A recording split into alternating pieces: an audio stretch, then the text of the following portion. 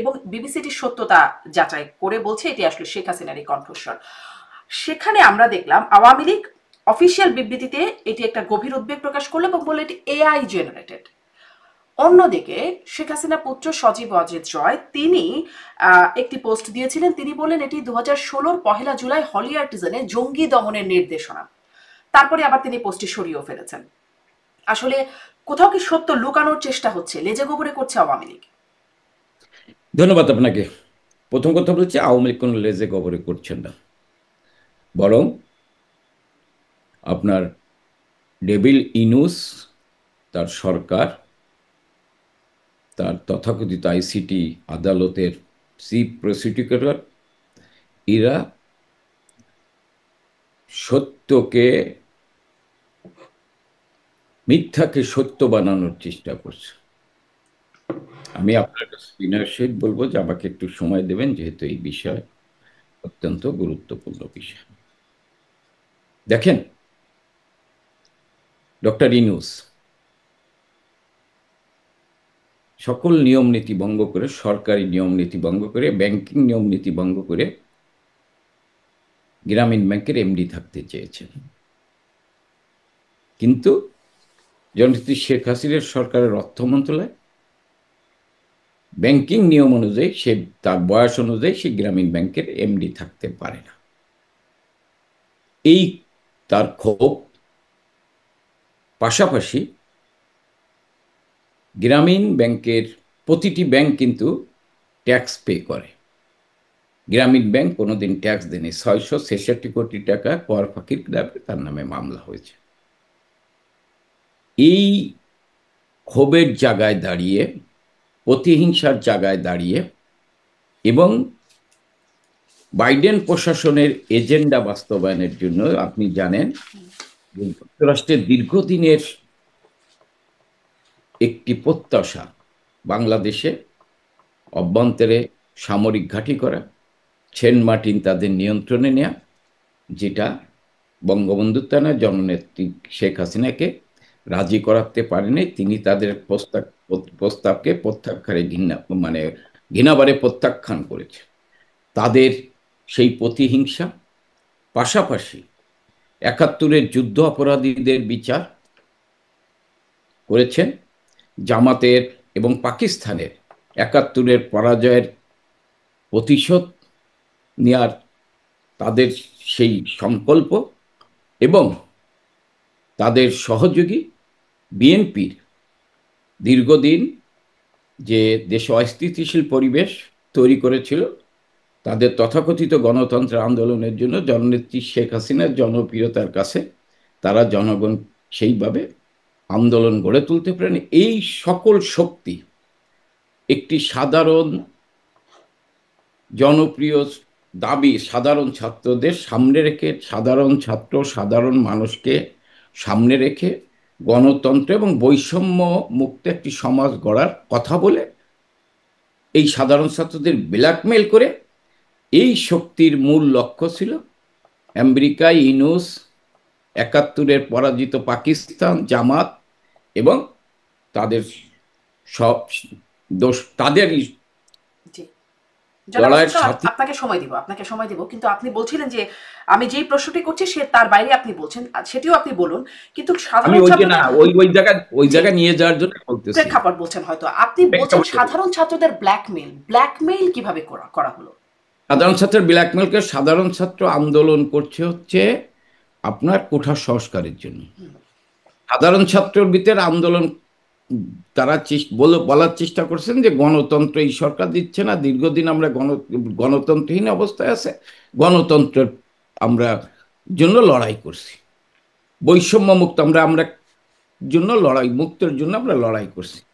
কিন্তু এখন সেই সাধারণ ছাত্ররা কি বলছে, আমি একটা উদাহরণ দেই। প্রফেসর আকাশ, ঢাকা বিশ্ববিদ্যালয় অর্থনীতি বিভাগের অধ্যাপক, উনি কিন্তু এই আন্দোলনের সাথে একাত্মতা ঘোষণা করেছিলেন। উনি আজকে কি বলছেন যে জুলাইয়ের গণ অভ্যুত্থান, ওইটা কোনো গণ অভ্যুত্থান, ওইটা জনগণের সাথে প্রতারণা করা হয়েছে। এটা কিন্তু আমার কথা না, উনি কিন্তু বলেছেন, প্রফেসর আকাশ। তাহলে সেই সাধারণ জনগণের সাথে প্রতারণা করে ডক্টর ইউনূসদের মূল লক্ষ্য ছিল, জামাতদের জঙ্গিদের মূল লক্ষ্য ছিল যে আপনার শেখ হাসিনাকে হত্যা করা, ক্ষমতাচ্যুত করা শেখ হাসিনা। কারণ শেখ হাসিনাকে হত্যা করতে না পারলে তারা এই দেশ থেকে একাত্তরের চেতনাকে, একাত্তরকে মুছে ফেলতে পারবে না। এই কারণে ডক্টর ইউনূস এই তথাকথিত ম্যাটিকুলাস ডিজাইন বাস্তবায়নের মধ্যে দিয়ে জঙ্গি, পাকিস্তানি সাম্প্রদায়িক শক্তি এবং আন্তর্জাতিক অপশক্তিকে নিয়ে শেখ হাসিনাকে আপনি বলছেন সাধারণ ছাত্রদেরকে প্রতারণা করেছে, মানে ব্ল্যাকমেইল শব্দটার অর্থটা একটু বুঝতে চাচ্ছিলাম। আপনি বলছেন প্রতারণা করেছেন। আচ্ছা, প্রতারণা করেছেন, ব্ল্যাকমেইল মানে প্রতারণা করেছেন। আমি যেটা বলি, আজকে যেহেতু শেখ হাসিনা আল্লাহর রহমতে বেঁচে গেছেন, এই 11 মাসে আজকে কিন্তু বাংলাদেশের জনগণ উপলব্ধি করছেন যে বাংলাদেশের জন্য শেখ হাসিনার বিকল্প শেখ হাসিনাই। কারণ এই 10 মাসে ডক্টর ইউনূস আপনি দেখেছেন তার দুর্বল পররাষ্ট্র নীতির কারণে আজকে যুক্তরাষ্ট্র কাছে এত তদবির করে শুল্ক কমাতে পারেনি, মাত্র 2%, 35% শুল্ক কমানোর মধ্যে দিয়ে ইউনূসের কূটনৈতিক ব্যর্থতা প্রমাণিত হয়েছে। আজকে বাংলাদেশের আমি আপনার বলছি যে কি কারণে আজকে এইটা করা হচ্ছে। বাজারে লাগামহীন মূল্য বৃদ্ধি, ভয়াবহ ডলার সংকট, আমদানি ব্যয় লাগাম ছাড়া বৃদ্ধি, সর্বোপরি বিনিয়োগকারীর মধ্যে চরম অনাস্থা। এর পাশাপাশি অর্থনীতি যেমন ধ্বংস করছে, সমাজের রন্ধ্রে রন্ধ্রে কি ছড়িয়ে পড়ছে ধর্ষণ। আজ বাংলাদেশের পত্রিকার প্রতিদিন ধর্ষণের বাংলাদেশ। আপনাদের সময় পত্রিকাগুলো খুললেও এরকম বাজারে লাগামহীন দাম, অনেক কিছু নিয়ে আলোচনা হয়েছে। আপনি কি একটু এই প্রসঙ্গে একটু বলবেন যে কেন আসলো আওয়ামী লীগের পক্ষ থেকে? আমি আপনাকে এই প্রশ্নে আমি বলবো, আপনি আজকে বলি, আপনি আমাদের সময়ের সাথে যদি এই সময়ের তুলনা করেন, আমি আপনাকে চ্যালেঞ্জ করলাম, আমাদের সময় এই সময়ের সাথে শতগুণ ভালো ছিল। একটি মেয়েকে উলঙ্গ করে রেপ করবে, এটা আমাদের সময় হয়নি। আপনি যখন আমাদের সময় তুলনা করলেন, আমি ওই পথে যাব। একটু বলি, আমাদের সময় ডক্টর ইউনূস কোর্টে গেছে, তার সাঙ্গপাঙ্গরা কোর্টে যে সাংবাদিকদের সাথে কথা বলার সুযোগ পাইছে। কিন্তু আমাদের সময় আজকে সাজা হয়নি, কিন্তু আমাদের মন্ত্রী এমপিদের তাদেরকে হেলমেট পরিয়ে পায়ে হাতে বেড়ি লাগিয়ে কোর্টে নিচ্ছে, তাদেরকে আপনার ডিম মারা হচ্ছে, জুতো মারা হচ্ছে। উকিলরা, তাদের পক্ষের আইনজীবীরা কথা বলতে পারছে না, কোর্টে দাঁড়াতে পারছে না। পার্থক্য এখানে। যদিও এটা খুব ব্যাপকভাবে হচ্ছে, আমরা দেখছি জনাব এস এম কামাল, এই চিত্রটা আমরা কিন্তু আপনাদের সময় মাহমুদুর রহমানের উপরে কিন্তু সেই হামলা হয়েছিল এরকম। আমি মাহমুদের একজন ব্যক্তি, মাহমুদুর রহমানের উপর, কিন্তু আজকে কিন্তু গোটা বাংলাদেশের উপর হামলা হচ্ছে, মব জাস্টিস হচ্ছে। একটা মেয়ে, আপনি বললেন আমাদের সময় কোন নারীর উপর, স্কুলে একটা ছাত্রী পরীক্ষা দিতে গেছে, তার উপর হামলা হয়েছে। এই আমলে কিন্তু আজকে একটা মেয়ের উপর হামলা হয়েছে, তাকে পুলিশকে ধরে, তার নামে কোনো মামলা নাই, অপরাধ সে ছাত্রলীগ করতো, ছাত্রলীগের সমর্থক ছিল। এই রাজশাহীতে আপনি দেখেছেন, ইউটিউবে বেরিয়েছে, একটা মেয়ে পরীক্ষা দিতে গেছে কলেজে, তাকে কিভাবে শারীরিকভাবে নির্যাতন করা হয়েছে। আমাদের আমলে আমরা বলি নাই যে আমাদের আমলে একেবারে দুধের নহর বয়ে দিছি, আমরা বলি না। আর যেটা আজকে করছে, আপনি দেখেন বিবিসি যে রেকর্ড অডিওটা প্রকাশ করেছেন, 18 সেকেন্ডের অডিও, এটি বিবিসি। কিন্তু চিফ প্রসিকিউটর কি বলছে? সে কি বলছে? সে বলছে তদন্তকারী কর্মকর্তাদের দিয়ে আমি এটা তৈরি করেছি। এই চিফ প্রসিকিউটর, এই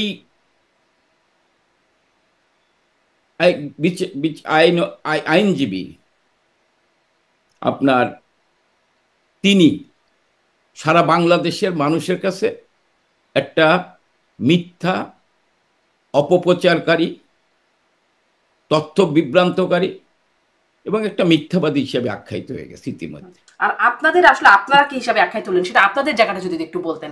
তিনি আসলে এটা তারা বের করেছেন, সেটি তিনি বলছেন, কিন্তু আপনারা দুই রকম কথা বলছেন কেন? আপনারা কেন একবার বলছেন যে এটি আর্টিফিশিয়াল এআই দ্বারা তৈরি, আর একবার বলছেন যে 2016 পহেলা জুলাইয়ের হলি আর্টিজান। আমরা কোনো দুই রকম কোনো কথা বলি না। বলেছেন তো, এই দুটো কথা তো আপনাদেরই, একজন সজীব অজিত জয় বলছেন আর একটা আওয়ামী লীগের অফিশিয়াল স্টেটমেন্ট। আমরা আমরা আমরা কোনো দুই রকম কথা বলিনি। হ্যাঁ, হোলিয়াটনের সময় হামলা হয়েছিল, সেদিন কি হয়েছিল আপনি জানেন। সেদিন নেত্রীর সাথে আইন শৃঙ্খলা সংস্থার সবাই কথা বলেছে, কি নির্দেশনা দিচ্ছে উনি জানেন। কিন্তু এই যে যে অডিওটা করা হয়েছে, এই অডিওটা তারা যেটা বলছে 2টা 45 মিনিটে করা হয়েছে। 2টা 45 মিনিটে মাননীয় প্রধানমন্ত্রী নির্দেশনা দিছে। 2টা 45 মিনিটে তো মাননীয় প্রধানমন্ত্রী তখন 2টা 45 মিনিটের আগেই সারা ঢাকা শহরে খবর হয়ে গেছে মাননীয় প্রধানমন্ত্রী দেশ ছেড়ে চলে গেছেন। দুইটা এই 2টা 45 মিনিটে এই নির্দেশনাটা দেন নাই, নির্দেশনাটা তো আগের, এটি তো আগের আমি আপনি বলি, আমি আপনি বলি ওইখানে আসছে 2টা 45, আপনি দেখেন 2টা 45 মিনিটে তিনি দেশ ছেড়ে গেছেন, নির্দেশনা আগে। মাননীয় প্রধানমন্ত্রী, হ্যাঁ এটির ভিতর খবর হয়ে গেছে মাননীয় প্রধানমন্ত্রী 18 জুলাই নির্দেশনা, 18 জুলাই ফাঁস হয়েছে এটা। 18 জুলাই ফাঁস হয়েছে। 18 জুলাই কোথায় হত্যাকাণ্ড হয়েছে? 18 জুলাই ফাঁস হওয়া হয়েছে, বিবিসির প্রতিবেদনটি সেটা বলছে। 18 জুলাই মানে নির্দেশনাটি 18 জুলাই ফাঁস হওয়া। 18 জুলাই নির্দেশে বিবিসির এই প্রতিবেদন, এই প্রতিবেদন তো আপনি ইডা বলতেছেন এটা আমি দিছি, চিফ প্রসিকিউটর বলতেছেন এটা আমি দিছি, সে তদন্তকারী কর্মকর্তারা সে দিছে। আমি আপনারে একটু প্রশ্ন করি, আমি তদন্তকারী কর্মকর্তারা কি এটা উদ্ঘাটন করবেন না? মানে বিভিন্ন ফোনালাপ তো উদ্ঘাটন করতে চেষ্টাই করবে, তদন্ত উদ্ঘাটন করবে, তাহলে বিবিসি কিভাবে করলো? বিবিসি এটা কিভাবে করলো? বিবিসির কাছে প্রতিবেদনটি গেছে, বিবিসি সত্যতা যাচাই করেছে। বিবিসির কাছে কিভাবে আগে এইটা আদালতে যাওয়ার আগে কিভাবে বিবিসির কাছে এটা প্রকাশিত? অনলাইনে ভাইরাল, এটি বিবিসি বলার আগে না না অনলাইনে না, আপনি কিন্তু আইনের এটা কিন্তু যাইতে পারে। হ্যাঁ হ্যাঁ, এটা কি যাইতে পারে? এটা কিন্তু যাইতে পারে না। হ্যাঁ, এটা আপনি আইনের ছাত্রী, এটা কিন্তু যাইতে পারে না। এটি কিভাবে গেল সেটি আপনি প্রশ্ন করতেই পারেন। এটি একটা এটি ইনফ্যাক্ট এটিই তো প্রশ্নবিদ্ধ যে কেন কোনো ফোন কল এভাবে ফাঁস হবে বা ভাইরাল হবে। আপনাদের সময় এটা খুব হতো, সেটা নিয়ে আমরা কথা বলতাম এবং আমরা আসলে বিশ্বাস করতাম ফোনালাপ। কিন্তু আমার প্রশ্ন, শোনেন আমি আপনাদের বলি, আমাদের সময়, আমি বলি না যে আমাদের সময় অনিয়ম হয়নি, কিন্তু আমি আবারও বলছি আমাদের সময় ডক্টর ইউনূস বিএনপি জামাতের এই পৃষ্ঠপোষকতার সময় বাংলাদেশের অবস্থান শতগুণ পার্থক্য। এটি আবার ওনারাও একই ভাবে বলেন যে আকাশ তুলনাটা করলে আমরা যখন তুলনা করি তখন ওনারা বলেন আমি আপনাকে প্রশ্ন করলাম তো, যে আমি বলেন যে আমাদের আমলে কোন হিন্দু মেয়েকে ধরেন আমরা অপরাধ করছি, আমাদের বাড়িতে হামলা হচ্ছে, আমরা আওয়ামী লীগ করছি, এমপি ছিলাম, মন্ত্রী ছিলাম, আমাদের বাড়ি হামলা হয়েছে, আপনি ওই হিন্দু মেয়েটা কি অপরাধ করছে? কোনো অপরাধ করে নাই জনাব এস এম কামাল। আসলে এইসব ঘটনার কোনো ব্যাখ্যাই নাই। হিন্দুদের উপরে প্রায় আপনাদের সময় হামলা হতো, কোনো রকম না না না না, আপনি যেটা বলতেছেন, কিন্তু আমি আসলে আপনারা বলে কি হয়েছে এই আমলে কি হচ্ছে সেই আলোচনা যেতে চাই না। আপনি ডক্টর ইউনূস সরকারের অপকর্মকে ঢাকার চেষ্টা করলে আমাদের সাথে চেষ্টা করলে তো হবে না। একদমই করছি না। যখন আমি তাদের কোনো প্রতিনিধি পাই আমি খুব শক্ত করে জিজ্ঞাসা করি যে এই ঘটনাগুলো কেন ঘটছে, কিভাবে ঘটছে। কিন্তু এই রকম দুই রকম স্টেটমেন্ট কেন আসলো জনাব এস এম কামাল, সেটা একটু আমাকে বুঝিয়ে বলবেন। কেন সজীব ওয়াজেদ জয় বলেন এটি 2016 পহেলা জুলাইয়ের জঙ্গি দমনের নির্দেশনা শেখ হাসিনার, এবং পরে আওয়ামী লীগের অফিসিয়াল পেজে বলা হচ্ছে এটি এআই দ্বারা বানানো। দুটা বিবৃতি কেন আসলো? কোনটা? এই যে বিবিসি 16 জুলাই তো যে অবস্থা ছিল সেখানে মাননীয় প্রধানমন্ত্রী নির্দেশনা দিতে পারে, হয়তো সেটা আপনি যার এই যুগে তো সবকিছুই বানানো যায়। খালেদা জিয়া 26 লক্ষ কোটি টাকা চাঁদা দেওয়া করছে, এরকম একটা অডিও বাইর করছেন। খালেদা জিয়াকে 26 কোটি টাকা চাঁদা চাইছে, তার অডিও বাইর করছেন। জি, আজকে যেটা বলা হচ্ছে যে আমি আপনার একটু সময় দিলে যেটা বলছেন আপনি দেখেন কি বলছেন, যে আমি সজীব ওয়াজেদ জয়ের ফেসবুক পোস্টের কথা বলছি, যেটি পরে আমি সজীব ওয়াজেদ জয়ের ফেসবুকে যেটা বলছে, আমি এই আজকের বিবিসির এটা বলি, বিবিসি যে তিনি বলছেন, তিনি বিবিসি কি বলছেন, যিনি আইনজ্ঞ, তাকে বিশেষ একজন সৎ বিজ্ঞ হিসাবে অভিজ্ঞ, যিনি 2011 এবং 2013-তে জামাতের পক্ষে কাজ করেছেন, তিনি এই কাজটা করেছেন, যেটা টবি ক্যাডম্যান, তিনি শেখ হাসিনার বিরুদ্ধে সাক্ষ্য দিচ্ছেন। তাহলে এটা তাকে দিয়ে আজকে এইখানে আনা, এটা কি? যিনি শেখ হাসিনার বিরুদ্ধে সাক্ষ্য দিচ্ছেন, আর যে প্রসিকিউটর যিনি আজকে তাজুল, তিনি জামাতের যুদ্ধ অপরাধীদের পক্ষে উকিল ছিলেন, তাকে এইখানে আনা হয়েছে। এবং আজকে তিনি বলতেছেন যে এই অডিও আমি তদন্ত প্রতিবেদন আমি তদন্ত কর্মকর্তাকে তৈরি করেছি, সেটা বিবিসিকে দিয়েছেন। অর্থাৎ আমি কি মনে করিনি, এবং এই ট্রায়ালের আগেই বলছেন শেখ হাসিনার বিচার হবে এবং ফাঁসি হবে। অর্থাৎ রায় আপনি লিখেছেন, রায় আপনি লিখে রেখেছেন, লিখে আপনি আজকে মিডিয়া ট্রায়ালের চেষ্টা করতেছেন শেখ হাসিনাকে ফাঁসি দেওয়ার জন্য, শেখ হাসিনা আন্তর্জাতিকভাবে শেখ হাসিনার ভাবমূর্তি ক্ষুণ্ণ করার জন্য। এইটা কিন্তু আপনার 25-এর, কারণ আমি আপনার বলতেছি, এটা একবার কিন্তু দুঃখিত, কি বিষয়টা খুঁজছেন আপনি? খুঁজছেন নিশ্চয়ই বিষয়টা আমি বলতেছি, এই অডিওটা কিন্তু 25 মার্চ মাসে প্রকাশিত হয়েছিল আপনার জাতিসংঘের প্রতিবেদনে। জাতিসংঘের প্রতিবেদন কিন্তু এই অডিওটা প্রকাশ করেছিল, এবং এটি কিন্তু বিতর্কিত ছিল। জাতিসংঘের প্রতিবেদনও বিতর্কিত ছিল। আমি আপনার উদাহরণ দিয়ে বলতে পারি, জাতিসংঘের প্রতিবেদন বিতর্কিত ছিল কি কারণে? প্রথম প্রতিবেদন যখন জাতিসংঘ প্রকাশ করে, তখন নিহতর সংখ্যা বলেছিলেন 650 জন। ডক্টর ইনুস যখন জুলাইতে ঘোষণা দিলেন যে এই আন্দোলনে, এই তথাকথিত আন্দোলনে 1500 জন মারা গেছে, তড়ি করে জাতিসংঘের প্রতিবেদন দ্বিতীয় সংকলন হলেন, এবং বলা হলো 1500 জনই মারা গিয়েছেন। না, জাতিসংঘের প্রতিবেদন বলছে 1400 জনের মতো। না, জাতিসংঘের 1400, তাহলে প্রথম বলেছেন 650 জন। আপনি দৈনিক প্রথম আলো, ডেইলি স্টারের অনুযায়ী 16 জুলাই থেকে 5 আগস্ট পর্যন্ত প্রতিদিন যে মৃত্যুর পরিসংখ্যান করেছে, তাতে 16 জুলাই থেকে 5 আগস্ট পর্যন্ত মারা গিয়েছিলেন 329 জন, আর 5 আগস্ট থেকে 8 আগস্ট মারা গেছিল 328 জন। এই 328 জনের বিচার হবে না। জাতিসংঘ কিন্তু এটা বলতেছেন এদের বিচার হবে না। আপনি যে ছেলেটা স্বীকার করেছেন যে সে মেট্রো রেলে তারা হামলা করছে, এবং পুলিশকে, হাসিবুল, পুলিশ যদি তারা হত্যা না করতো, তাহলে এই আন্দোলনে সফলতা আসতো না। আপনি এখন যে যুবকরা উপদেষ্টা, সে কি বলছেন? আন্দোলন দীর্ঘ হলে আমরা অস্ত্র ব্যবহার করতাম। এইগুলো জাতিসংঘের প্রতিবেদনে, বিবিসির প্রতিবেদনে কিন্তু এইগুলো আসে নাই।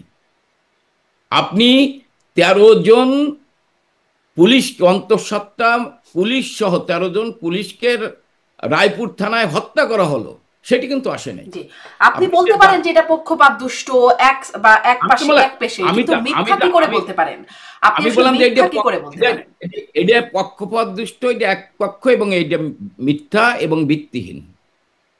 জি, আমরা আসলে মানে আপনি যখন বলছেন মিথ্যা, তখন ওই বিষয়গুলোকে আপনি কিভাবে বলবেন, যে যেগুলো আমরা চোখের সামনে দেখলাম, কিভাবে ইয়ামিনকে মারা হলো, কিভাবে তাইমকে মারা হচ্ছে, বাবু সাইদের ঘটনা, আমি আপনার সাথে মারা গেছে বলে কি এগুলো অস্বীকার করে ফেলবেন, মানুষ বিশ্বাস করে? না, আমি শুনেন, আমি মারা গেছে আমি এটা তো অস্বীকার করতেছি।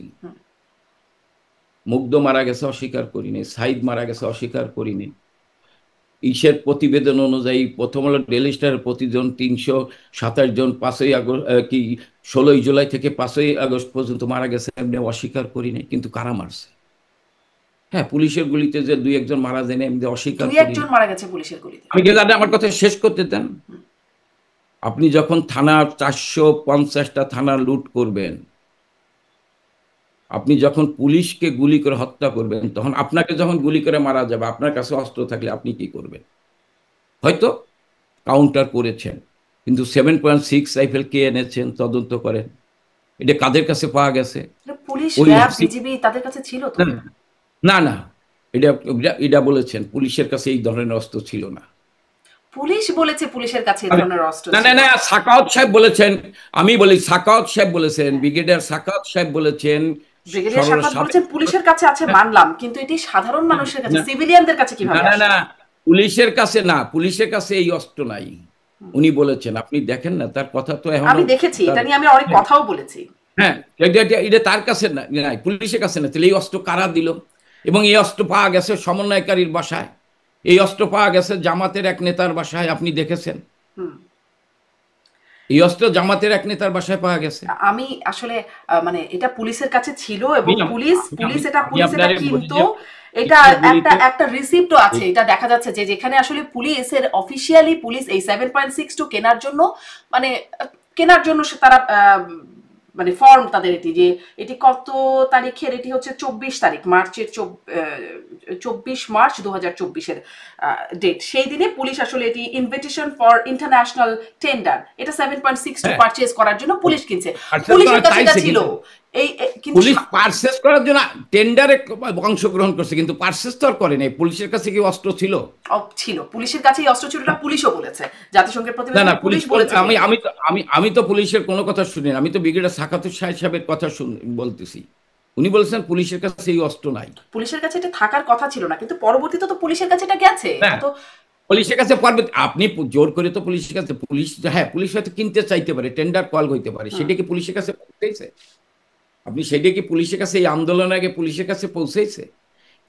আপনি যেটা হাসিবুল যে কথা বললেন যে আমরা যদি পুলিশকে সম্ভবত 2023 সাল থেকে, কারণ আমি একটা রিপোর্ট আছে আমার কাছে যেখানে দেখছি নিউ এজের রিপোর্ট 2023 সালে মার্চের 2023 সালে পুলিশ সদর দপ্তর 30টি 7.62 মিলিমিটার স্নাইপার রাইফেল কেনার জন্য দরপত্র আহ্বান করে। মার্চের 24 এটি 24-এও এই যে দরপত্রটি দেখছিলাম, সেপ্টেম্বরের 19 এর আগেও পুলিশ সদস্যদের জন্য বিপুল পরিমাণ 7.62 রাইফেল কেনার ব্যবস্থা করা হয়েছিল। এটি 19 সালের 18 সেপ্টেম্বর একটি বিজ্ঞপ্তি প্রকাশ করে 15,000 7.62 মিলিমিটার সেমি অটোমেটিক রাইফেল কেনার জন্য দরপত্র আহ্বান করা হয়েছিল। মানে এটি আসলে এই 24-এ হয়নি, আগে থেকে হচ্ছে। আমি দরপত্র তো 1 বছর আগে আহ্বান করা যায়, 2 বছর আগে, মানে সেটা প্রসেস করে আনা তো সময়ের ব্যাপার। কিন্তু এই অস্ত্র, আপনি আমার উত্তর দেন না যে এই অস্ত্র একজন জামাতের নেতার বাসায় পাওয়া গেল, একজন নড়াইলে একজন সমন্বয়কারীর বাসায় পাওয়া গেল। এই অস্ত্র কেন তাদের কাছে গেল? তারা কোথার থেকে পেল? এবং হাসিবুল কি বলল এটা তো সে টেলিভিশনে বলেছে। আপনার এই প্রশ্নগুলো কিন্তু উড়িয়ে দেওয়ার মতো না। আপনি এই প্রশ্নগুলো আপনি করতেই পারেন, কিন্তু আপনাদের কাছে যে প্রশ্ন সেগুলো আপনারা কিভাবে অস্বীকার করছেন?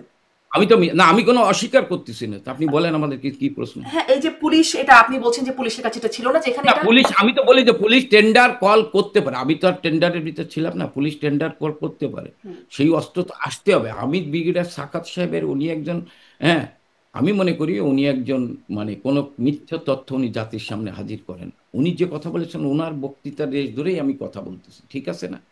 পুলিশ এই অস্ত্র আনছে কিনা আপনি যদি বলেন আমি আসলে জানি না, এটা স্বরাষ্ট্রমন্ত্রী সাহেব উত্তর দিতে পারেন। পুলিশ কখন কি অস্ত্র কিনতেছে বা মানে আইন শৃঙ্খলা রক্ষা বাহিনী কখন অস্ত্র কিনছেন এই খবর আমার কাছে নাই, আমি এটা জানিও না। কারণ আমি পুলিশের কাছে আসলে 2024 সালের আগে থেকেই পুলিশ এই 7.62 আমি ব্রিগেডিয়ার সাখাত সাহেবের কথা দেশ ধরে আমি বলতেছি। উনি স্বরাষ্ট্র উপদেষ্টা হয়েছেন, পুলিশের কাছে যদি অস্ত্র থাকতো তাহলে উনি তো বলে যে এই অস্ত্র পুলিশের কাছে ছিল, উনি তো বলতে পারতো।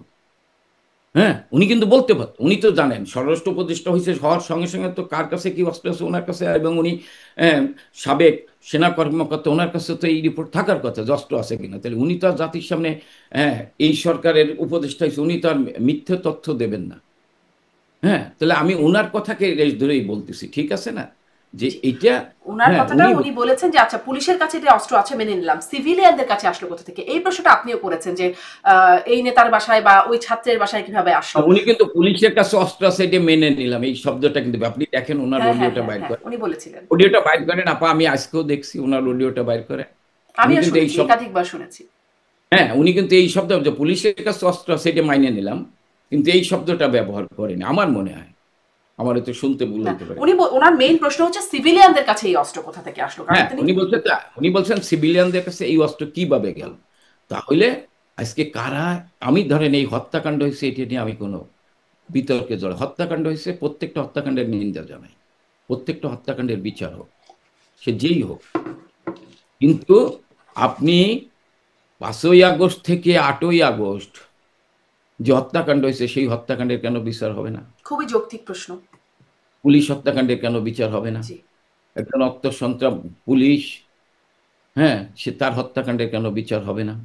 আপনি সে নরসিংদী 9 জন জঙ্গি সহ প্রায় 800-র মতো অপরাধীদের ছেড়ে দেওয়া হলো। কেন ছেড়ে দেওয়া হলো? তারা কি করছে?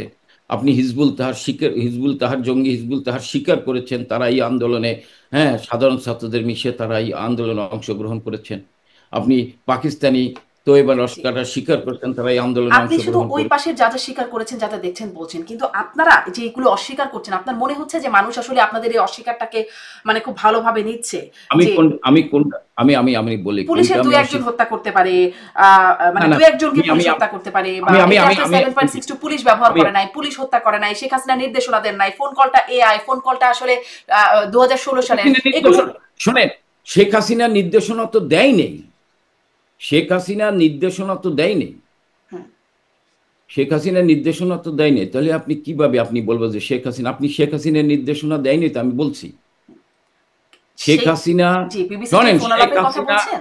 শেখ শেখ হাসিনা নির্দেশনা দেয়নি, কারণ শেখ হাসিনা যদি রক্তপাত চাইতো তাহলে 1 আগস্ট আমাদের যে মিছিল ছিল সেই মিছিলের অনুমতি দিত।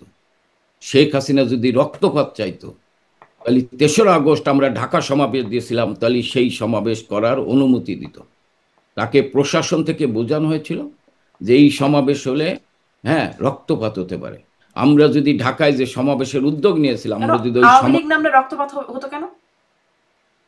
আওয়ামী লীগ মানে রক্তপাত হলো যে, ধরেন এই যে যাদের কাছে অস্ত্র ছিল, একটা গুরুত্ব অস্ত্র নিয়ে নেমেছেন, যাদের বক্তৃতায় বোঝাচ্ছে, তারা গুলি করত, আমরা প্রতিরোধ করতাম, রক্তপাত হতো।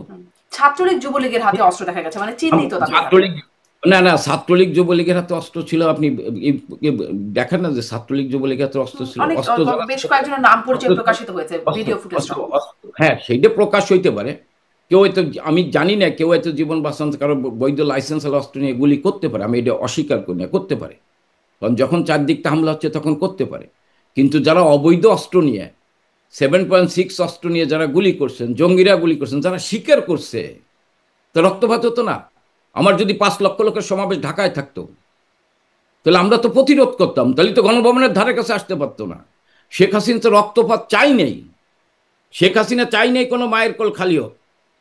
শেখ হাসিনা চাই নেই। আমি আপনার একটা কথা বলি, দেখেন, দেশের প্রচলিত যে ফৌজদারি কার্যবিধি আছে 127 এবং 128 ধারা, এবং পুলিশের পরিবিধান 153-তে পরিষ্কারভাবে উল্লেখ করা আছে, বেআইনি সমাবেশ ছত্রভঙ্গ করার জন্য বা ব্যক্তিগত আত্মরক্ষার অধিকার প্রয়োগ করার জন্য কোনো পরিস্থিতিতে কারো আদেশ কিভাবে কারো আদেশে কিভাবে গুলি করতে হবে এখানে, হ্যাঁ, এটা লেখা আছে কার আদেশে কিভাবে গুলি, এখানে প্রধানমন্ত্রীর আদেশের বিষয়টি একেবারে অপ্রাসঙ্গিক। এখানে প্রধানমন্ত্রী কোন আদেশের, এটা কিন্তু আছে।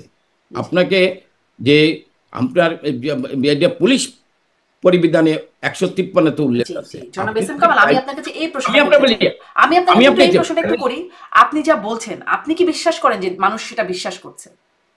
মানুষ এখন বিশ্বাস করছে। হ্যাঁ, 5ই আগস্ট পর্যন্ত মানুষ বিশ্বাস করতো না। তখন যে মিথ্যাচার অপপ্রচার করা হয়েছে, তখন যে ষড়যন্ত্র করা হয়েছে, যে মিথ্যাচার অপপ্রচার করা হয়েছে, আজকে মানুষ, আজকে যারা এই সাধারণ ছাত্রদের ব্যবহার করে আন্দোলন করছে, তাদের বক্তব্যের ভিতর দিয়ে মানুষ বুঝতে পারছে এটা জাতির সাথে প্রতারণা করেছে ডক্টর ইউনূস আর তার মাস্টার, তথাকথিত মাস্টার মাইন্ডরা। এটা জাতির সাথে প্রতারণা করেছে। এখন মানুষ বুঝতে পারছে, এখন মানুষ শতভাগ বুঝতে পারছে। এবং যার ফলে ডক্টর ইউনূস যখন তার চারদিকতে, আমি আপনার বলি, চারদিকতে যখন দেশটা একেবারে আর দেউলিয়া মানুষ হয়ে কি গেছে, ওই বিষয়গুলা আর আর তাদের মাথা থেকে সব চলে যাচ্ছে, যে যারা যখন দেখলো পুলিশ যেভাবে গুলি করছে, যেটা দেখলো ছাত্রলীগ যুবলীগ যেভাবে তাদের সাথে থেকে গুলি করছে সেটা দেখলো, এবং ক্ষমতায় তখন আপনারা ছিলেন, সেটা জনগণ কি আসলে এখন ভুলে গেল যে দায়িত্বটা তো আপনাদের হাতেই ছিল? আপনাদেরই তো দায়িত্ব ছিল এই পুরো বিষয়টাকে নিয়ন্ত্রণ করা, রক্তপাত যেন না হয় সেই বিষয়গুলোকে ম্যানেজ করা। মানে মানুষ কি তো সেই আমি বিষয়গুলো? আপনার প্রশ্ন করি, আমি বলি ছাত্রলীগের হাতে যদি অস্ত্র থাকে তাহলে ঢাকা বিশ্ববিদ্যালয়ে লাশ হলো না কেন শারমিন? রাজশাহী বিশ্ববিদ্যালয়ে লাশ হলো না কেন? জাহাঙ্গীরনগর বিশ্ববিদ্যালয়ে লাশ পড়লো না কেন? খুলনা বিশ্ববিদ্যালয়ে লাশ পড়লো না কেন? চট্টগ্রাম বিশ্ববিদ্যালয়ে লাশ পড়লো না কেন? এখানে ছাত্রলীগ লাশ ফেলতে চায় নাই, তাই না ফেলে না নাই বা ফেলে না না নাই। না, ছাত্রলীগ লাশ ফেলাইতে চাইনি। আপনি আমাকে ছাত্রলীগ লাশ ফেলাইতে চাইনি, ছাত্রলীগকে সংঘর্ষ অ্যাভয়েড করতে বলা হয়েছে। আপনি দেখেন, আমরা আন্দোলন করছি, এরশাদ বিরোধী আন্দোলন করছি। ঢাকা বিশ্ববিদ্যালয়ের সেলিম দেলোয়ার, অপন বসুনিয়ারা, ঢাকা বিশ্ববিদ্যালয়ের ছাত্র মারা গেছে। রাজশাহী বিশ্ববিদ্যালয়ের শাহজাহান সিরাজ মারা গেছে। জি এরশাদ বিরোধী আন্দোলন করছি, জি। জিয়া রহমানের এই বিরুদ্ধে এই আন্দোলন করছি। অভ্যুত্থানের মাত্রা তো আপনি তার চেয়ে আজকে অনেক বেশি ছিল না দেশ না না, জুড়ে। আজকে আপনি দেখেন ঢাকা বিশ্ববিদ্যালয়, কোনো বিশ্ববিদ্যালয় কিন্তু কোনো সাধারণ ছাত্র মারা যায়নি।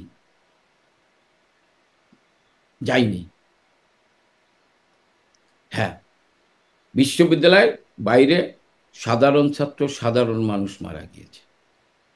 আপনি সেটা তদন্ত করেন, কারা হত্যা, আপনি কেন আপনি তাহলে কেন কার তদন্ত বিশ্বাস করবেন? সিআইডি বলছে, এখন সিআইডি বলছে যে সিআইডি, আমি এটি সিআইডি শেখ বলছি, হাসিনার আমি তো, আমরা কনফেশন, তো বলছি, জাতিসংঘ আমরা বলছে, বিবিসি বলছে। শোনেন, আপনি তো সবসময় আমরা আসলে বিভিন্ন আমরা পত্রিকা রেফারেন্স আমরা দিয়ে কথা বলতেন, আমি মানে এখন আমরা এটা তো এগেইনস্টে গেলে এটি বিশ্বাস এটা- করার মতো না। আমি আমি তো পত্রিকার রেফারেন্সে কথা বলছি, ওই সময়ের পত্রিকার, এখনকার পত্রিকার রেফারেন্সে কথা বলছি।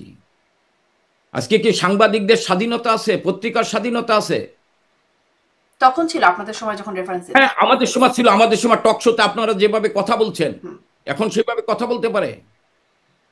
আমাদের সময় টক শোতে যেভাবে কথা আমাদের বলছে, গণমাধ্যমের ব্যাপারে যদি আপনি আমাকে প্রশ্ন করেন, আমাদের গণমাধ্যমের স্বাধীনতা আসলে তখনও ছিল না, এখনো নাই।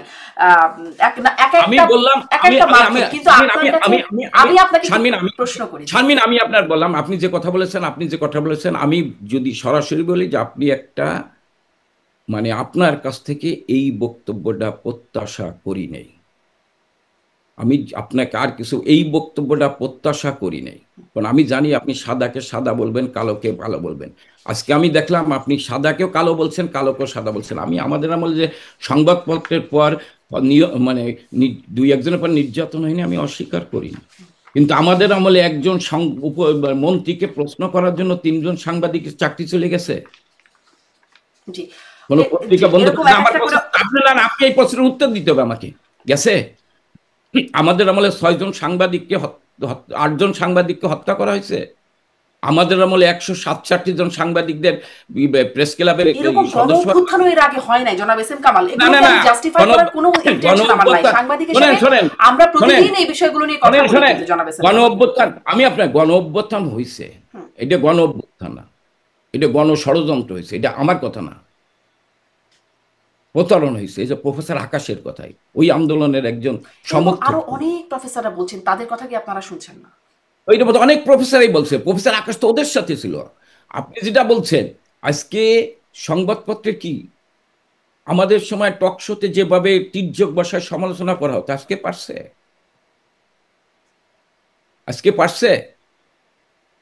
কিন্তু ডক্টর ইউনূসের সমালোচনা হচ্ছে তো, হচ্ছে আজকে না? আজকে আজকে না, সমালোচনা এখন আসলে সংবাদ মাধ্যম খুব স্বাধীন, এই বিষয়ে বলার জন্য আমি এখানে আপনার কাছে প্রশ্নের উত্তর দেওয়ার জন্য নাই যে এখন সংবাদ মাধ্যম খুব স্বাধীন হয়ে গেছে, এটি আপনি এই তো পক্ষে বললেন আমি যে কোনো আমাদের আমলে, জাস্টিফিকেশন দিতে না আসি না, না। আপনি তো বললেন আমাদের আমলে যা ছিল এখনো সংবাদপত্র তাই না, আছে। তাই আছে আমি বলি নাই। আপনি আমার কথাটাকে একটু মানে ভুলভাবে হয়তো ব্যাখ্যা করছেন, বা আমি বোঝাতে ভুল করেছি এই অর্থে যে সংবাদ মাধ্যম আসলে কখনোই স্বাধীন ছিল না।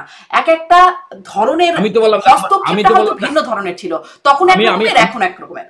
আমি আমাদের বললাম যে আমাদের আমলে আমি সংবাদপত্রের আমার প্রেক্ষাপটে আসি। আমি প্রথম প্রশ্নের উত্তরটাই এখনো পর্যন্ত পাই নাই। আমার প্রথম প্রশ্ন হচ্ছে যে এই ভয়েস ক্লিপটা নিয়ে দুই রকম বিবৃতি কেন আসলো আওয়ামী লীগের কাছ থেকে? সজীব ওয়াজেদ জয় এবং আওয়ামী লীগের কাছ থেকে দুই রকম বিবৃতি কেন আসলো?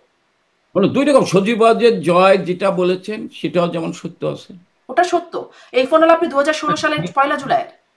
হ্যাঁ, এটা যদি, ওইটা যদি আপার বক্তৃতা এটা হয়ে থাকে, তাহলে ওই বক্তৃতার সত্যতা আছে। আর এটা যেটা করেছেন, এইখানে আমি মনে করি এইখানে বিকৃতি করা হয়েছে, এইখানে ষড়যন্ত্র করা হয়েছে। বিবিসির যিনি আকবর সাহেব, আপনি নাম শুনেছেন, লন্ডনের তিনি প্রেস এখন মিনিস্টার। Press minister. তিনি, আমরা যখন জননেত্রী শেখ হাসিনা যখন রাষ্ট্রীয় ক্ষমতা, তখন সকল মিথ্যা অপপ্রচার তিনি করতেন ওখানে বসে, সত্য মিথ্যে সব বলতেন এবং ইউনূস সাহেবের পক্ষে বলতেন। আজকে আমি তো বললাম যে একজন, যদি এইটা হয়ে থাকে, তারা এই প্রতিবেদন, এই অডিও যদি তাদের তদন্ত কর্মকর্তা করে থাকে, তাহলে তো এটা তো কোর্টে প্লেস করবে। কোর্টে প্লেস করার আগে তো এটা প্রকাশ হওয়ার কথা না। আপনি একজন আইনের ছাত্র, এটা তো প্রকাশ করার কথা না। তাহলে এটা কেন গেল? আপনি কি জননেত্রী শেখ হাসিনার আন্তর্জাতিকভাবে ইমেজ ক্ষুণ্ণ করার জন্য, ভাবমূর্তি ক্ষুণ্ণ করার জন্য, বা ইউনূসের যে ব্যর্থতা, একবার মব সন্ত্রাস বাংলাদেশকে উলঙ্গ করে ফেলেছে, আসলে ধর্ষণের আমাকে একটু বাংলাদেশ এটা বলেন তো, ভাবমূর্তিটা আসলে এখন কোথায়? ভাবমূর্তিটা আসলে আপনার বা মানে আপনাদের দলের ভাবমূর্তিটা এখন আসলে কোথায়? আপনাদের দলকে আমাদের নিষিদ্ধ করা হচ্ছে বা দলের কার্যক্রম নিষিদ্ধ করা হচ্ছে, খুব তো আমি আপনাকে এই আন্তর্জাতিকভাবে দল, তো কোনো প্রতিক্রিয়া আসছে না। না এই দলকে শোনেন, এই দলকে নিষিদ্ধ করেছিল আইয়ুব খানও, বুঝছেন না? বঙ্গবন্ধু সহ আওয়ামী লীগের সব নেতাকে গ্রেপ্তার করছিল। আইয়ুব খান পালাই গেছিল, বঙ্গবন্ধু, শেখ মুজিব থেকে বঙ্গবন্ধু হয়েছিল। এই দলকে ইহা এখানে 71 সালে নিষিদ্ধ করছিল। কিন্তু এখন তো আপনারা জামাত, পালিয়ে গেলেন। দাঁড়ান দাঁড়ান, আপনার জামাত সবাই মিলে, তখন জামাত যুদ্ধ মানে 71-এর ইয়াহিয়া খানের দোসর ছিলেন। ইয়াহিয়া খান পালিয়ে গেছেন, বঙ্গবন্ধুর নেতৃত্বে বাংলাদেশ স্বাধীন হয়েছে। 75 সালের 15 আগস্ট এই দলের উপর আঘাত আসছে, 4.5 লাখ নেতাকর্মী গ্রেপ্তার হয়েছিল, আওয়ামী লীগকে নিশ্চিহ্ন করতে চাইছে। কিন্তু বঙ্গবন্ধু তাঁর নেতৃত্বে আওয়ামী লীগ ঘুরে দাঁড়াইছে। 22 বার শেখ হাসিনাকে হত্যা করার চেষ্টা করা হয়েছে, ঠিক আছে না? আর এবার 2011 তো আপনি জানেন শেখ হাসিনাকে মাইনাস করার চেষ্টা করা হয়েছে, শেখ হাসিনাকে জেলখানায় নিয়ে সোলো পয়জন দিয়ে হত্যা করার চেষ্টা করা হয়েছে। জনগণ শেখ হাসিনাকে জেল থেকে বের করে আনছে, এবং 24-এ শেখ হাসিনাকে ক্ষমতাচ্যুত করতে চায়নি, আর একটা 75-এর 15 আগস্ট সৃষ্টি করতে এসেছিল। এর আগে 2004 সালে 21 আগস্ট শেখ হাসিনাকে হত্যা করার জন্য গ্রেনেড হামলা করা হয়েছে।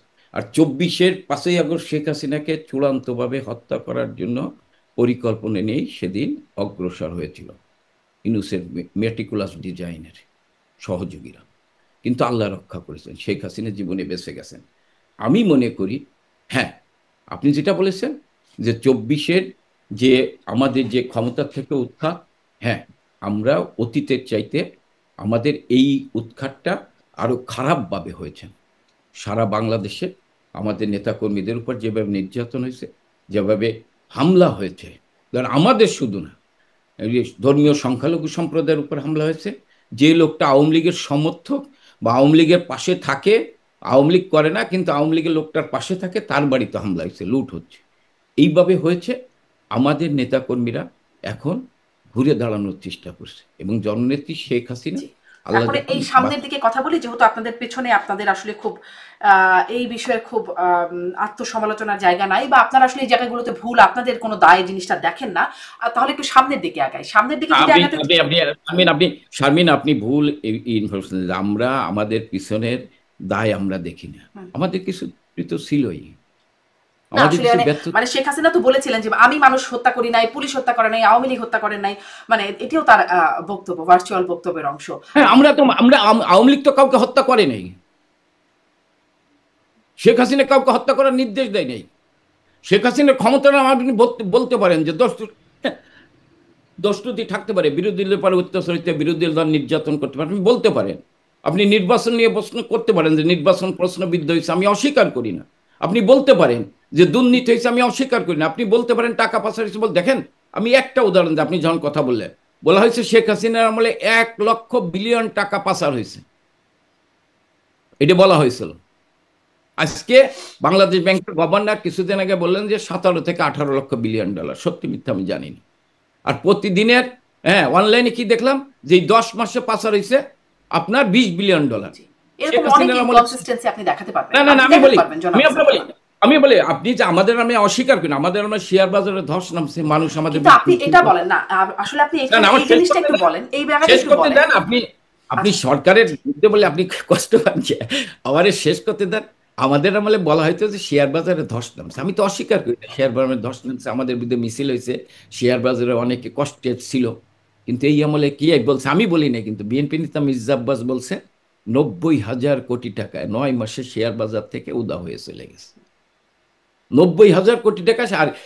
আর একজন বিএনপি নেতা কি বলছেন, 1,05,000 কোটি টাকা শেয়ার বাজার থেকে উদা হয়ে গেছে। আমরা তো বলি না যে আমাদের আমলে দুর্নীতি হয়নি, আমাদের আমলে আপনার কি কয় যে সন্ত্রাস হয়নি, বা আমাদের আমলে ধর্ষণ নেই। আমরা বিচার করার চেষ্টা করছি। আর এরা মব সন্ত্রাসকে বলছেন পেশার গ্রুপ, এরা মব সন্ত্রাসকে বলছেন পেশার গ্রুপ, পিটিয়ে হত্যা করছেন। আমি কালকে আপনি যখন আমাকে ফোন দেন তখন আমি অনলাইনে কথা বলছিলাম, ছাত্রলীগের একটা ছেলে ঢাকা, তার বাবাকে পিটিয়ে হত্যা করছে, তার কবর খোঁড়া হয়েছে সেইখানে, বাড়ির পাশে কবর, সেইখানে কবর করতে দেয়নি, দূরে নিয়ে কবর দিছে।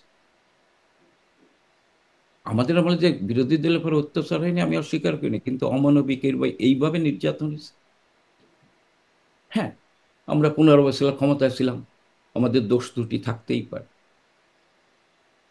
কিন্তু অর্থনৈতিকভাবে জি, দেশটাকে আপনাদের দোষ ত্রুটি তো থাকতেই পারে, নিশ্চয়ই দোষ ত্রুটি তো থাকবেই, কিছু দুর্নীতি থাকে, সেগুলোর কথা আপনি বলছেন, আপনি ওগুলো অনেক কিছু স্বীকার করছেন, কিন্তু মানে মানুষ কি, আপনার কাছে আবারও প্রশ্ন, আপনি যদিও বলছেন যে মানুষ বিশ্বাস করে ফেলেছে এটি, তারপরেও আপনার কাছে প্রশ্ন করি যে মানুষ এই ভয়েস ক্লিপটি শুনে, যেটি সাধারণ কানে শুনেই মনে হয় এটি শেখ হাসিনার বক্তব্য এবং এটি শেখ হাসিনা নির্দেশ দিচ্ছেন, একদম সাধারণ কানে শুনে সেটি মনে হয়। বিবিসি বাংলা সেটি বলল, জাতিসংঘ প্রতিবেদনে বলা হলো, বিবিসি বাংলা সেটি সত্যতা যাচাই করে বলল এটি মানে আর্টিফিশিয়াল ইন্টেলিজেন্স হওয়ার সম্ভাবনা খুবই খুবই নগণ্য, এবং এটির মধ্যে কোনো এডিটও করা হয় নাই, কাটছাটও করা হয়নি, তারা এয়ার শটের দ্বারা মানে বিশেষজ্ঞ দ্বারা তারা এটি বিশ্লেষণ করে এই বক্তব্যটি দিচ্ছে। এবং এবং তার সাথে সাথে মানুষ যখন দেখলো আসলেই পুলিশ নির্দেশনায় যা বলা হচ্ছে বলে ফোনালাপে যা আছে সেভাবে পুলিশ আসলে গুলি করে মানুষ মারছে, এতগুলো ঘটনা আচ্ছা, মেলানোর পরে পুলিশ আমি মানুষ আপনাকে বিশ্বাস বলি, করবে না? আমি আপনাকে বললাম নির্দেশনা কাকে দিলেন, তার নামটা কই? জি, তার নামটা নাই, এটি আসলেই। হ্যাঁ, এইটাই আপনি আমাদের নির্দেশনা, প্রাইম মিনিস্টার নির্দেশনা দেবে হয়তো হোম মিনিস্টারকে, আইজিকে, প্রাইম মিনিস্টারকে, ওসিকে নির্দেশনা দেবেন না। প্রাইম মিনিস্টার যাকে নির্দেশনা দিচ্ছেন তার নামটা কই, সেই নামটা বলেন। না, সেই নামটা আসলে বলা হয় নাই, এটি একটা খুবই যৌক্তিক প্রশ্ন, তার নামটা কেন বলা এই হচ্ছে না? এই নামটা বলেন, এই নামটা কার? তাহলে আমি কি এটা ধরে নেব না যেটা আপনি তৈরি করেছেন? জি, তার নামটা নাই, তাই বলে শেখ হাসিনার ফোনালাপ এটি না, সেটি আপনি কিভাবে ধরে নেবেন? শেখ হাসিনা ফোন আলাপ কাট কোনটা বলতেছেন? শেখ হাসিনা বাকি পুরো বক্তৃতাটা তো আপনার বলতে হবে। শেখ হাসিনা কি শুধু 16 সেকেন্ড বক্তৃতা দিছে? ফোনে 16 সেকেন্ড কথা বলছে? প্রাইম মিনিস্টারের সাথে আমরা যতবার কথা বলছি 16 সেকেন্ড উনি কখনো কথা বলেন না। তাহলে বাকি বক্তৃতাগুলো কই? তার বাকি বক্তৃতার অডিওটা আপনি প্রকাশ করেন, বাকি বক্তৃতার অডিওটা প্রকাশ করেন, কাকে ফোন দিছে? প্রাইম মিনিস্টার যদি আমাকে ফোন দেয় তাহলে তো এটা শোনা যাবে। আমি স্যার বলতেছি না আপা বলতেছি। তাহলে কি এখন অপোজিশন মানে অপর প্রান্তে কে ছিলেন তার নামটি প্রকাশ করা হলে তখন আপনারা আসলে বলবেন যে এটা ঠিক? না, অপর প্রান্তে নাম প্রকাশ করলে তো বোঝা যাবে যে এটি সত্যতা কোথায়। সেটিও নিশ্চয়ই সামনে, যদি এটা মানে তাদের কাছে সামনে সামনে সামনে তো আসবে। আপনি এই যে সামনে আসতেছে, এখন জোর করে ধরে আইনি আপনি মিথ্যা সাক্ষী দেওয়ার ব্যবস্থা করা হবে। আপনি তো আর একটা প্রশ্ন করেন, কালকে হয়তো করবেন। দেখেন, যখন এইটাও মিথ্যা প্রমাণিত হচ্ছে, যখন এর বিরুদ্ধে সামাজিক আন্দোলন গড়ে উঠছে, 25 মার্চ মাসে জাতিসংঘের প্রতি ওই অডিওর পরে যখন ওইটা মানে মানুষের কাছে গ্রহণযোগ্যতা পায়নি, এইটাও যখন মানুষ মনে করবে, মানুষ মনে করতেছে এইটাও সাজানো, তখন নতুন নাটক তৈরি হচ্ছে। পুলিশের আইজি, যিনি এই মামলার আসামি 3 জন, মাননীয় প্রধানমন্ত্রী বঙ্গবন্ধু তনয় শেখ হাসিনা, স্বরাষ্ট্রমন্ত্রী আসাদুজ্জামান কামাল, আর আইজি সাহেব মামুন সাহেব, উনি এখন জেলখানায়। আজকে দেখলাম যে তিনি রাত যে সাক্ষী উনার হয়েছেন। জি, তার একটু সাথে সংক্ষেপে, আমি একটু সংক্ষেপিত করি আলোচনাটা, কারণ অনেক সময় হয়ে গেছে। আমি এই উনাকে জেলখানায় শারীরিক মানসিক নির্যাতন করা হচ্ছে এবং ওনাকে বলা হচ্ছে ফাঁসি দেওয়া হবে। আমরা যতটুকু শুনেছি, ধরেন আমার সাথে তো কথা নেই, যতদূর শুনছি ওনার ওনার সাথে যারা কথা বলতে পারেন বা যোগাযোগ রাখতে পারে পুলিশ লাইনে, তাদের কাছে শুনেছি বলা হচ্ছে যে শেখ হাসিনার ফাঁসি হলে, কামাল সাহেবের ফাঁসি হলে তারা দেশের বাইরে এটা বাস্তবায়িত হবে না, আপনারা বাস্তবে তার স্ত্রী সন্তানদেরকে হুমকি দেওয়া হচ্ছে, তোমাদেরকে জেলে নেওয়া হবে, মামলা দেওয়া হবে, এই সমস্ত করে তাকে রাজি করানোর চেষ্টা জি, করেন। এবং তিনি রাত সাক্ষী দিতে রাজি হয়েছেন। এখন শেখ হাসিনা একটা ভার্চুয়াল বক্তব্য, তাকে বলতে শোনা যাচ্ছে যে তিনি মামলা মোকাবেলা করতে দেশে যাবেন এবং কত ধানে কত চাল তিনিও দেখে নেবেন। আসলে কি মামলা মোকাবেলা করতে শেখ হাসিনা দেশে যাবেন? কারণ শেখ হাসিনা কিন্তু দেশ থেকে আসতে চায়নি, শেখ হাসিনা পালিয়ে আসেননি। শেখ হাসিনা প্রশাসন, আইন শৃঙ্খলা রক্ষাকারী বাহিনী শেখ হাসিনাকে নিরাপদ জায়গায় পৌঁছে দিয়ে গেছে। শেখ হাসিনা আমি যতদূর জানি শেখ হাসিনা দেশেই থাকতে চেয়েছিলেন। উনি যদি গণভবনে না থাকতেন উনি টুঙ্গিপাড়া যেয়ে থাকতে চেয়েছিলেন। শেখ হাসিনা 1/11-তে আপনার মনে তো আছে এত শেখ যে হাসিনাকে, আপনাদের নেতাকর্মীরা সবাই অনিরাপদ রয়ে গেল, সেই বিষয়টি আসলে নিরাপদে যাওয়ার সময় শেখ হাসিনা কতটা ভাবলেন? আমি শেখ হাসিনা যখন যায়, শেখ হাসিনাকে বলা হয়েছে সময় দেওয়া হয়েছিল 45 মিনিট। শেখ হাসিনাকে কথা বলার সুযোগ দেওয়া হয়নি। আমি মনে করি শেখ হাসিনা কখনো আওয়ামী লীগের কর্মীদের হ্যাঁ অনিরাপদে রেখে পালায় যায় না। বাস্তবতার প্রেক্ষিতে শেখ হাসিনা সেদিন চলে যেতে বাধ্য হয়েছে। জি। আপনারা যারা নেতারা পেরেছেন, বা মানে নেতাদের অনেকেই যারা পেরেছেন তারা দেশ ছেড়েছেন নিজের জীবন রক্ষার্থে। আপনাদের সাধারণ সম্পাদক ওবায়দুল কাদেরও বলেছেন যে কিভাবে তাকে দেশ ছাড়তে হয়েছে, বা সমরে জল করিম তিনিও বলছেন, পরবর্তীতে বলছেন যে তারা কিভাবে দেশ ছাড়তে। কিন্তু দেশে যারা নেতাকর্মীরা যারা ছাড়তে পারছেন না তারা আসলে কি করছেন, তাদের জন্য আপনারা কি করছেন? আমরা তাদের জন্য আজকে আমাদের সারা বাংলাদেশের নেতাকর্মীরা যে মানবতার জীবন যাপন করছে, আমি তো আপনার কয়েকটা উদাহরণ দিলাম যে ছাত্রলীগের লক্ষাধিক ছেলে মেয়ে আজকে সবচেয়ে মানবতার জীবন যাপন করছে। তারা পরীক্ষা দিতে যাচ্ছে। জি, সেই ছেলেরা তো বিষয়গুলো আপনি বলেছেন। আমার ওই প্রশ্নটাও একটু যদি বলতেন, শেখ হাসিনা কি ফিরবেন আসলে দেশে মামলা মোকাবেলা করতে? শেখ হাসিনা অবশ্যই ফিরবে বাংলাদেশে। কবে? শেখ হাসিনা অবশ্যই ফিরবে বাংলাদেশে, বীরের বেশে ফিরবে শেখ হাসিনা। বাংলাদেশের জনগণ সেটি 81 কবে? সালে সেটি কি নির্বাচনের আগে নাকি নির্বাচনের পরে? আমি যখন এটা কোনো কিছু আপনার তারিখ দিন ক্ষণ দিয়ে নয়, তাহলে কিসের উপর নির্ভর করে? শেখ হাসিনা পরিবেশ পরিস্থিতির উপর নির্ভর করেই শেখ হাসিনা সিদ্ধান্ত নেবেন কখন যাবে। সেক্ষেত্রে অবশ্যই যাবে। পরিবেশ পরিস্থিতি কেমন হলে আসলে ফিরবে? দেখেন, আমি এখন আদালতে গেলে আমি আদালতে আমার পক্ষে উকিল দাঁড়াইতে পারে না। আমি আদালতে গেলে আমাকে হ্যাঁ তথাকথিত মব জাস্টিসের নামে, মব সন্ত্রাসের নামে আমার উপর হামলা করা হচ্ছে।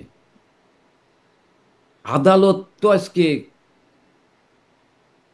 নিরাপদ না, আদালতের কোনো কিছু নেই তো আজকে। এই আদালত পরিস্থিতিটা পাল্টাবে কি করে?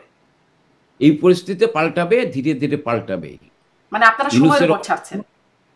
ইউনূস আমি বলি যে আজকে দেখেন আজকে বাংলাদেশের যে অবস্থা আজকে পাল্টাচ্ছে না। আজকে বাংলাদেশে দেখেন এই মুহূর্তে কি অবস্থা বাংলাদেশে। যুক্তরাষ্ট্রের রপ্তানি শুল্ক বন্ধ, ডলার সংকট, বাজারে দ্রব্যমূল্যের ঊর্ধ্বগতি, মানে বিচারহীন এগুলো আপনি ধর্ষণের বলেছিলেন জনাব এহসান কামাল। পুলিশ তার মানে এই যে নিরাপদ। নানান রকম এই ব্যর্থতা মানুষ সৃষ্টি, এগুলো মানলেই মানুষের আপনারা এমনি এমনি ফিরে যাবেন না। মানুষের যে ব্যর্থতা, ধরেন আমরা এটা স্বীকার করি, আমরা 15 বছর ক্ষমতায় ছিলাম।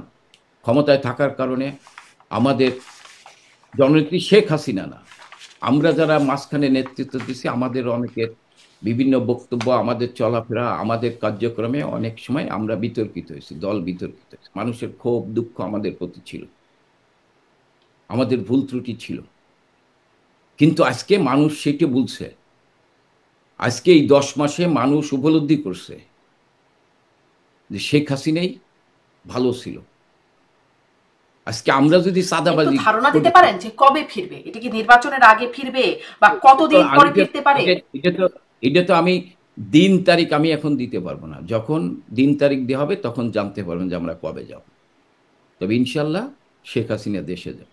সামনে নির্বাচনেও তো আসলে আপনারা করতে পারছেন না, যেহেতু আপনাদের তৎপরতা নিষিদ্ধ আছে। সেটি সময় বলে দেবে কি হবে। আচ্ছা, সময় বলে দেবে কি হবে। এই সময়কে নিয়ন্ত্রণ করার জন্য আপনারা কি করছেন, মানে আপনাদের অ্যাক্টিভিটিসটা কি? আমরা আমাদের তৃণমূলের নেতা কর্মীর সাথে আমরা যোগাযোগ করার চেষ্টা করছি, তাদের খোঁজ খবর রাখার চেষ্টা করছি। তৃণমূলের কর্মীরা যেভাবে মানে শুধু তৃণমূলের কর্মীরা না, আজকে বাংলাদেশে আপনার প্রায় অর্ধেকের বেশি লোক সংশয়ের ভিতর আছে, আতঙ্কের ভিতর আছে, অর্ধেকের বেশি লোক, এবং তার ভিতর অধিকাংশ হচ্ছে নারী। আপনি একটা উদাহরণ দেয়, দেবীপ্রিয় ভট্টাচার্য একটা কথা বলেছেন। উনি তো ইউনূসের সমর্থক, আপনি জানেন, ছিলেন, এখন আছেন কিনা জানেন। উনিই বলছেন যে এই 9 মাসে 18 লক্ষ নারীর কর্মসংস্থান হারাইছে। এরকম একটা না, আপনি এরকম অনেকগুলো উদাহরণ দিতে পারবেন। আমি আরেকটা ছোট্ট একটা প্রসঙ্গ একটু ছোট করে শুনে শেষ করব, যে সজীব অজয় জয় সম্প্রতি ভারতে গেছেন তার মার সাথে দেখা করতে, সে বিষয়টা আমরা জানি। সেখানে কি কোনো মানে কোনো বলবার মতো কোনো আলোচনা সিদ্ধান্ত কিছু হয়েছে? আমি এটা জানিও না সজীব জয় আসছে কিনা আপনার। আমি শুনছি যে সজীব জয়, হ্যাঁ, আমি যেখানে আছি, ধরেন আমি বাংলাদেশের কাছাকাছি আছি, বাংলাদেশের ভিতরেই বলা চলে, আমি শুনছি যে সজীব জয় আসছে, আসছে কিনা তাও আমি জানি না। আচ্ছা, আপনারা এটাও নেই। গণমাধ্যমে আসলে খবর হয়েছে যে সজীব অজয় জয় ভারতে গেছেন আমি দেখতে। এটাই, এই যে আমি এটাই শুনছি, এই যে গণমাধ্যমের এই শুনছি যে আসছে, কিন্তু আসছে কিনা আদৌ আমি জানি না। জি। আর এই যে সংস্কারে নানান রকম তৎপরতা হচ্ছে, অনেক কিছু, যে তত্ত্বাবধায়ক সরকার, তারপর ধরুন দ্বিকক্ষ বিশিষ্ট সংসদ, প্রধানমন্ত্রীর মেয়াদ, ক্ষমতার মেয়াদ কতদিন হবে, এই বিষয়গুলো নিয়ে এখন একটা আলোচনা চলছে ঐকমত্য কমিশনে। কিছুটা হলেও দেখেন, আপনারা যদি ধরুন আপনারা ক্ষমতায় গেলেন, তখন কি আপনারা এই বিষয়গুলো নিয়ে কাজ করবেন, নাকি এগুলোকে উড়িয়ে দেবেন? না, আমরা তো সবসময় গণতন্ত্রকে প্রাতিষ্ঠানিক রূপ দিতে চাই। দেখেন, আপনারা প্রশ্ন করতে পারেন যে আপনারা যে করেন নেই, আপনারা গণতন্ত্র প্রাতিষ্ঠানিক রূপ দেন নেই, আপনারা আপনাদের আমলে সাধারণ মানুষ ভোট কেন্দ্রে যায়নি, এটা বলতে পারেন, আমাদের দায়ী করতে পারেন। কিন্তু আমি যদি বলি, আমরা যেমন দায়ী, বিরোধী দলগুলো কি দায়ী না? আমরাও দায়ী। বিরোধী দল, আমরা তো বিরোধী দলকে আনার জন্য নির্বাচনের চেষ্টা করছি, আমরাও দায়ী। আমি কি বিরোধী দল? আর আপনি যেটা বলছেন, আজকে তো এই লড়াইটা এইখানে না, লড়াইটা হচ্ছে ৭১ না ২৪, লড়াইটা কিন্তু ওইখানে গেছে সার্বিক।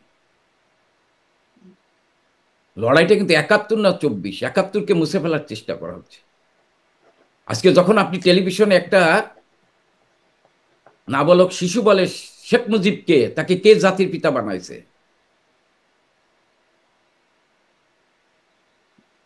আজকে লড়াইটা কিন্তু ওইখানে।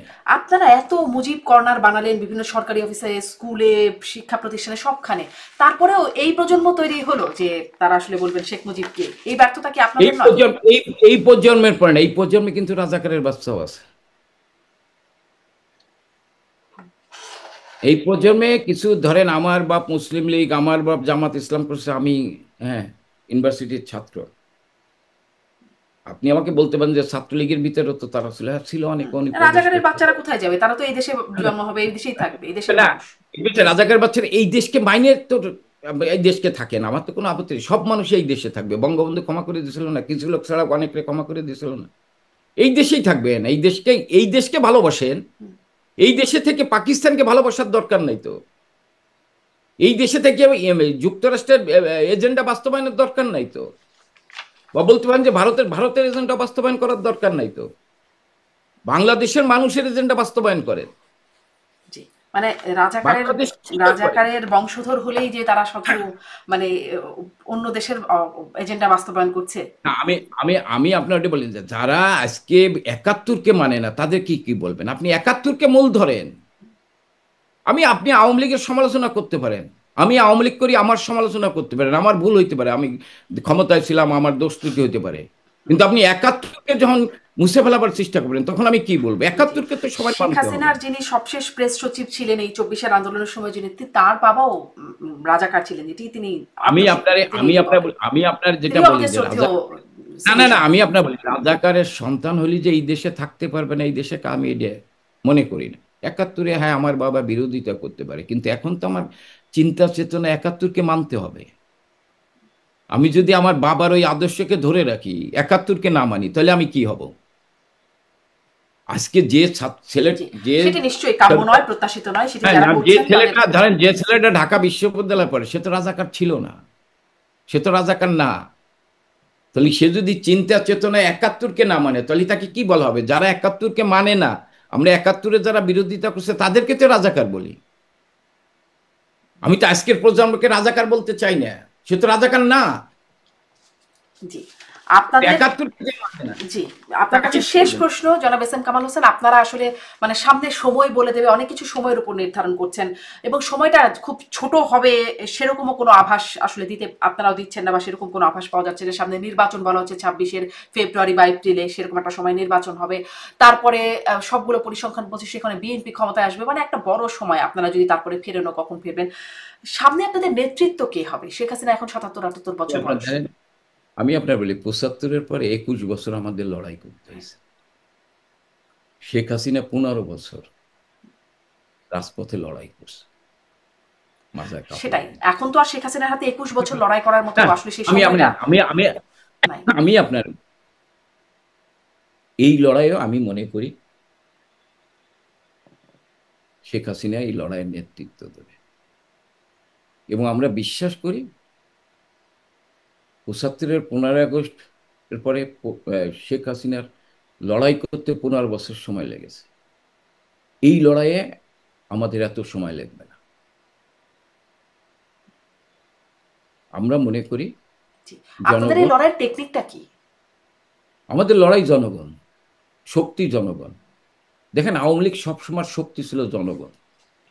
আওয়ামী লীগ কোনো দিন অস্ত্র ব্যবহার করেনি কোনো আন্দোলনে।